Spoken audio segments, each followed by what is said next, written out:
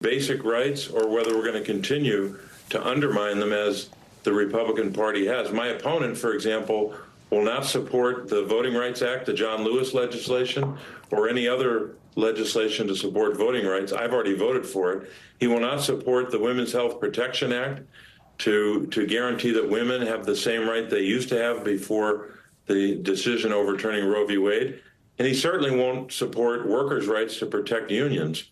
So I think rights are going to be on the line. And I also think basic questions of whether or not we're going to support the middle class and the most vulnerable among us, or whether we're going to continue to double down, as Republicans want to do, on those horrific tax cuts that exploded the debt by trillions and trillions of dollars. Let's get to your Senate race. A Fox News poll out Friday has you up 9 points against your Republican opponent, Dave McCormick. And the latest Fox poll of the presidential race in your state has Harris and Trump tied. What's your sense of where things stand now in Pennsylvania? Well, Reverend Al, I think both races are close. I don't think I'm ahead by anywhere near that poll. I wish it were true. I think we're in a single-digit race, a low single-digit race, and I think the vice president is either tied or maybe a point ahead. So we're both in very close races. The reason that my race is close is because my opponent has these billionaire backers, and they are funding the largest individual super PAC in the country. It's already got $50 million, and that's likely to grow well beyond $50 million.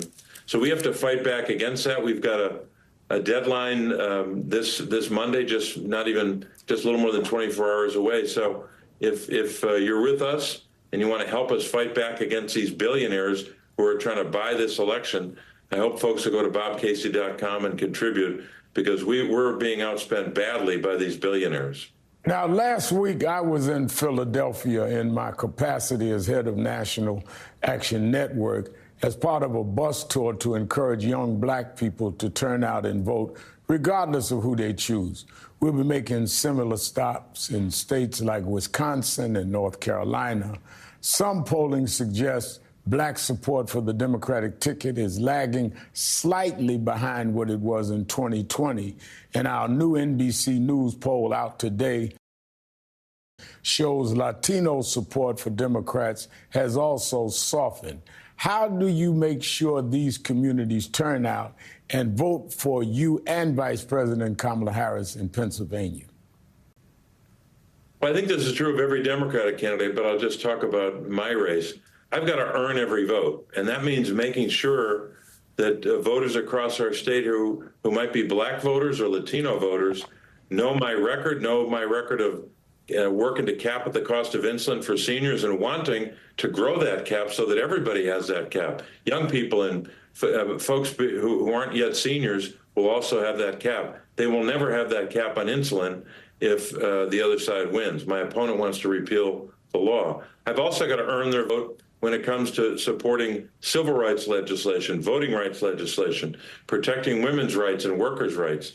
And voters are still, learning about some of these issues. They're still learning about what I've been doing in office and learning more about what Kamala Harris is doing. I do think that by the time this is over, they're going to know a lot about both of our records.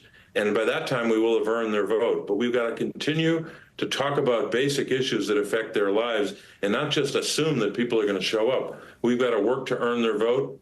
And I'd ask people, if they're interested in helping our campaign, to go to bobcasey.com. Now, before I let you go, I want to ask you about foreign policy. Last weekend, you met with Ukrainian President Zelensky as he toured the munitions plant in Scranton. This weekend, we're following the developments as Israel conducts strikes in Lebanon, killing the leader of the terrorist group Hezbollah. You sit on the Senate Intelligence Committee. Can you speak of the importance of Democratic leadership on foreign affairs from people like you and Vice President Harris, as opposed to the vision laid out by Trump and the Republicans? Well, I don't think there's any question, Reverend Al, that Kamala Harris is prepared to be commander-in-chief right now. And one of the reasons she's prepared is she's been very clear when it comes to the conflict in Ukraine. She has said very clearly that she's on the side of Ukraine, and President Zelensky pushing back against a murderous dictator, Vladimir Putin, who invaded a sovereign country and is trying to take it over. If the other guy wins, if the other party wins, and by the way, my opponent's been very weak on the question of Ukraine as well. And we cannot allow Vladimir Putin to prevail in Ukraine and then to invade Poland, and then we're in a world war that we'd be obligated to commit ourselves to because of NATO. We've got to stop him now, and it's very clear. If you're criticizing Zelensky and you're criticizing his visit to my hometown of Scranton to commend the workers there for making those shells that help the Ukrainian army, if you're doing all that, then you're on the side of Putin. It's real simple. You're either on the side of freedom and democracy and Zelensky in Ukraine, or you're on the side of Putin. All right. Thank you for being with us again, Senator Bob Casey of Pennsylvania. Let's go now to Texas and to Democratic Congressman Colin Allred running for U.S. Senate against Ted Cruz. Congressman, let's start with the breaking news on Hurricane Helene. The southeastern United States is still recovering after the storm made landfall as a Category 4, causing at least 66 confirmed deaths and leaving 2.4 million households without power. Forecasters are already tracking several other storm systems that could develop in the Gulf of Mexico next week. Your state's governor has deployed people and resources to help with recovery efforts in Florida and Georgia, and President Biden has approved major disaster declarations for the Sunshine States. Are you satisfied with the government response so far? And do you think the country is suitably equipped to deal with what could be a very busy hurricane season? Well, thanks for having me on, Al. And listen, we've come to expect that we're going to be experiencing more of these extreme weather events. And of course, it's always going to be hurricane season, but the question is, how strong are those storms and how many do we get? And, we've been hit by those in Texas time and time again. And that's why it's important that we plan ahead and that we make sure that our infrastructure has been strengthened, that it can withstand what we know is coming so that when the power does go out, we can get it back on faster.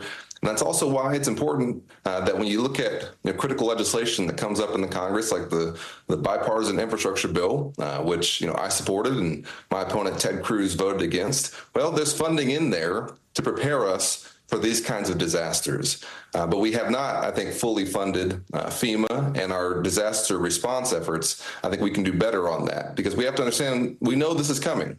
And so we need to have leadership in the House in particular that's been unwilling sometimes to meet that need, to understand that we know this is happening. Let's make sure we plan ahead and let's make sure that we help communities recover as quickly as possible when it does hit. Now let's turn to your Senate race. Democrats said last week they are sending millions of dollars to Texas and Florida in an effort to help unseat Republican senators in those states. Ted Cruz, who you're running against, and Rick Scott in Florida. It's not the first time Democrats have heard Texas is in play, but the party hasn't won a Senate seat there in 3 decades. Why do you believe this time is different? Well, this is good news for us, and it shows our momentum. And shows that folks are saying around the country what we know to be true here in Texas, which is that I'm going to beat Ted Cruz. And we've been laser focused, of course, on the issues that matter to Texans, with now less than 40 days to go. And let's be very clear, Ted Cruz is also in this position because of what he has been doing and what he's not been doing, that he has not allowed us to secure our border, for example, that we are experiencing an extreme abortion ban here in Texas that's putting women's lives in danger because of him, that he wants to cut Medicare and Social Security that so many Texans rely on, and that I have a record of bringing folks together, being the most bipartisan Texan in Congress. I've won tough races before, Al. I got here by beating a 22-year incumbent Republican that nobody thought could be beaten. That's how I got into the Congress, and we're going to beat Ted Cruz here. According to a brand new national NBC News Telemundo poll, Vice President Kamala Harris is leading former President Donald Trump among registered Latino voters by just 14 points. 14 percentage points. That's the lowest margin for a Democrat at this point in the past 4 presidential races. Support for Democrats has declined most significantly among Latino men without college degrees. As you travel across Texas campaigning, are these numbers consistent with what you are hearing from different Hispanic communities? Well, we're not seeing that in Texas. And I know there's certainly in our campaign, we're building a broad and diverse coalition to make sure that we can win and also represent this incredibly diverse state that we have here in Texas. And I think we had a recent poll that showed me up 20 points among Latino voters here in Texas. And so listen, Latinos their story is central to the Texas story. We need to make sure that every Texan has the opportunity to live their version of the American dream, just like I did, to be able to buy a home, to get an education, to get job training, to start a business, to retire with dignity. We're a big, diverse state, and that's our strength. And that's something that Ted Cruz will never understand. And I think that's something we have to make sure over the course of this campaign that we let folks know what our plans are, how we're going to invest in an economy that works for everybody, in opportunity. And I think whether it's Latinos or any other Texan, that they'll respond to that we'll be able to beat Ted Cruz here. And we'll also, I think, see nationally the support that will, I think, be a result of the work that we've done, the work that we want to do.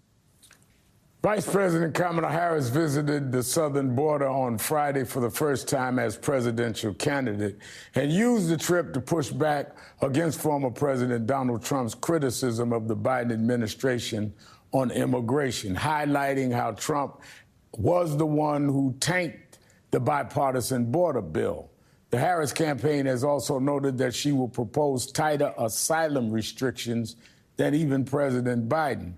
What have been your thoughts on Vice President Harris's visit, as well as her stance on immigration?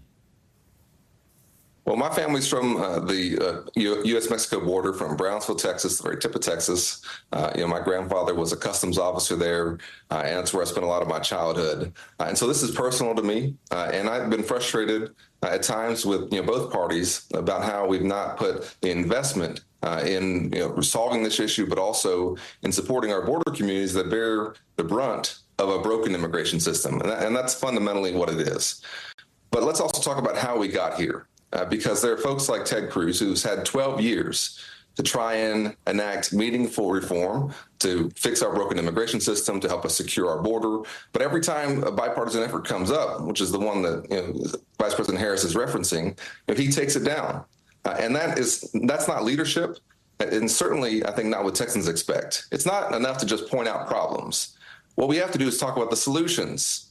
And that's what I think our border communities expect. I think that's what our states, and I think that's what our people expect.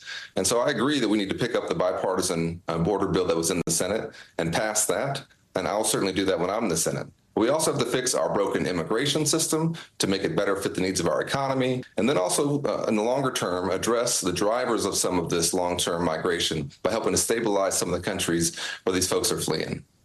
Well, I can say that I was in Texas in the last 30 days with Reverend Terry Anderson and Lily Grove Baptist Church. There's a lot of enthusiasm on the ground for voting. We'll see as we get closer. Thank you for being with us, Congressman and Senate candidate Colin Allred of Texas. Coming up, the many versions of J.D. Vance and the questions around which one will take the stage in Tuesday's televised debate is this week's Gotcha. That's next.